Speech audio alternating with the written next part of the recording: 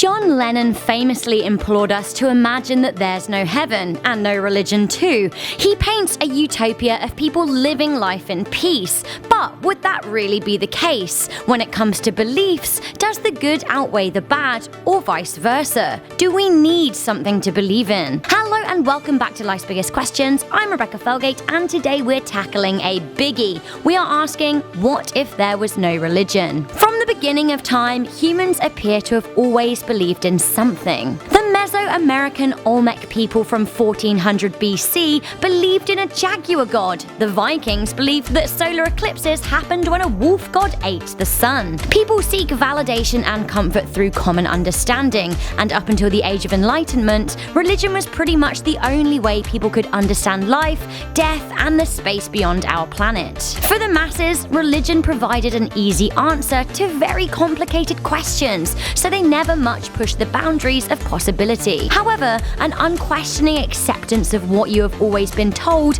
can be dangerous. Religion stops a lot of people from thinking outside of the box, and without thinking outside of that box, without asking whether the answers we have been given are still the best fit for questions we have, progression would never have been made. Many scientists have been historically persecuted because religious leaders saw their work as threatening to what was written in a book they based all of their beliefs on. Galileo, for example, was punished in the 1600s for suggesting that the Earth rotates around the sun. Without religion holding scientists back for millennia, who knows where we could be now? I mentioned that religion provides easy answers to people, but it also brings a sense of inner peace and acceptance, which is a good thing, in the short term anyway. For example, if a loved one dies, it's much easier for a religious person to make their peace with it. Yes, little Jimmy died at 3 years old, but God or Allah had a plan, so, don't worry. He's in heaven. He's in a better place. Of course, that line of thought is a lot easier to stomach than,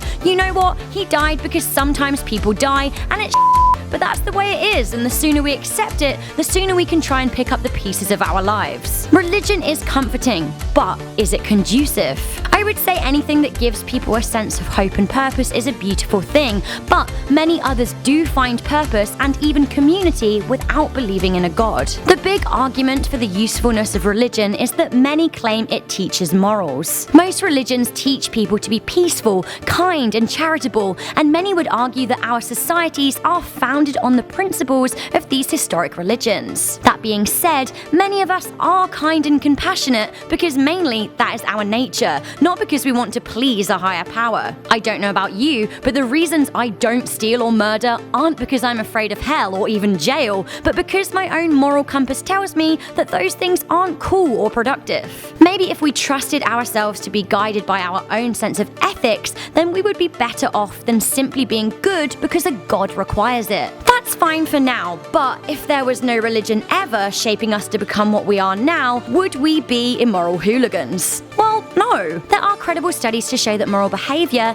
is a product of evolution. For example, if there were no religions, would there still be charities? Well, yes. I would like to think so. Religion is pretty divisive. It allows people to separate themselves from others with a strange sense of divine entitlement, leading a person to unwaveringly believe that they are right and others are wrong. That too is very dangerous. While not everybody feels this way, religion can cause huge tensions and even invoke hatred towards those who do not share the same beliefs. Historically, religion has been used as justification to treat people differently, for example, women and homosexuals. People use religion as a justification for hate and oppression, but of course it is not the religion's fault in itself, it is the people that abuse it. Without the justification from religion, people would probably still find a way to divide themselves. Human nature is to be afraid of the other. However, if we maybe spent time addressing this without concern for religion, we might be able to get to the bottom of the psychological reason as to why. Without religion, many of our historical atrocities would never have happened. The Crusades, the Salem witch trials, the Holocaust,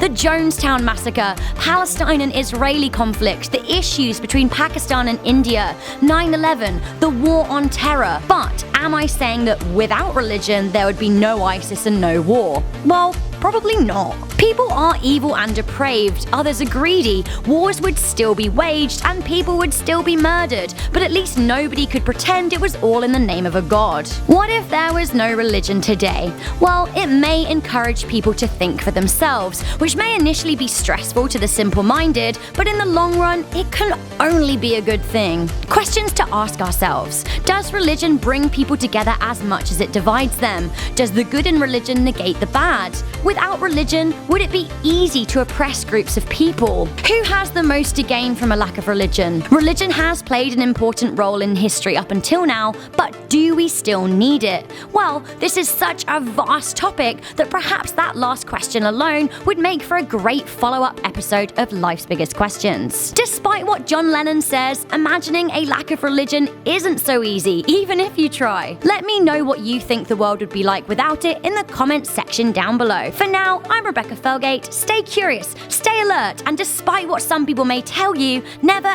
ever stop questioning.